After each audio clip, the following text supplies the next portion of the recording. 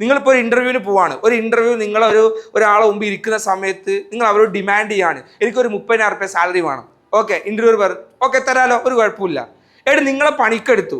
നിങ്ങൾ ഒരു മാസം ഈ കമ്പനിക്ക് വെറും 30,000 മാത്രമേ ഉണ്ടാക്കി കൊടുക്കുന്നെങ്കിൽ ആ കമ്പനി നിങ്ങൾ നിലനിർത്തുമോ? ഒരിക്കലും നിലനിർത്തൂല.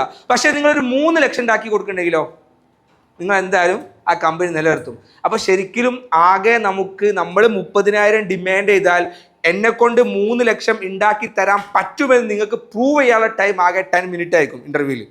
ആ സമയത്ത് നിങ്ങൾക്ക് എന്ത് ചെയ്യണം? പ്രൂവ് ചെയ്യാനുള്ള കപ്പാസിറ്റി വേണം. അതിനാണ് ഞാൻ ഈ പറഞ്ഞ കാര്യം, നമ്മൾ എണീറ്റ് നിൽക്കേണ്ട സമയത്ത് ആ സമയം നമ്മുടേതാക്കി മാറ്റാൻ പഠിക്കണം. അത് പഠിക്കണമെങ്കിൽ നമുക്ക് കുറച്ച് സ്കിൽസ് ഒക്കെ വേണം. ഹാർഡ് സ്കിൽസ് മാത്രം ഉണ്ടാവേണ്ട കാര്യമില്ല. പുതിയ കാലത്ത് ഹാർഡ് സ്കിൽസിനേക്കാളും ഇമ്പോർട്ടൻസ് കൊടുക്കുന്ന സാധനം സോഫ്റ്റ് സ്കിൽസ് ആണ്. ഇന്ന് പോയിട്ട് ഗൂഗിൾ ചെയ്ത് നോക്കുക. വേൾഡ് എക്കണോമിക് ഫോറത്തിൻ്റെ അതേപോലെ തന്നെ ഓക്സ്ഫോർഡ് മാർട്ടിൻ സ്കൂളിൻ്റെ കുറേ പഠനങ്ങളുണ്ട്. ദ ഫ്യൂച്ചർ ഓഫ് ജോബ് എന്ന് പറഞ്ഞ പഠനമുണ്ട്. അതിലൊക്കെ അവർ പറയുന്ന സാധനത്തിലേ ഉള്ളൂ, ഇനിയുള്ള ലോകത്ത് ഡിമാൻഡ് ചെയ്യുന്ന സാധനം സോഫ്റ്റ് സ്കിൽസിനെയാണ്.